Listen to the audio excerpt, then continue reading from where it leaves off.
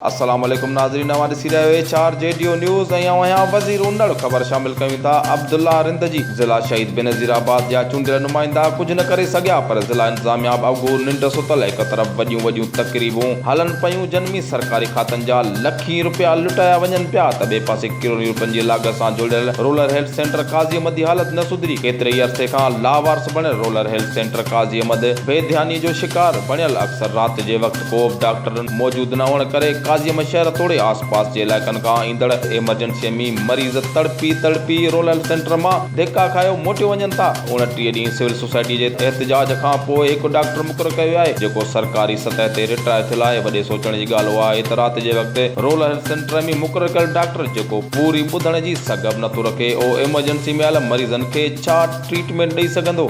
HRJDO news में फ़िलहाल एतिरो ई। वधीक ख़बरुनि ऐं अपडेट्स लाइ ॾिसंदा रहो HRJDO न्यूज़।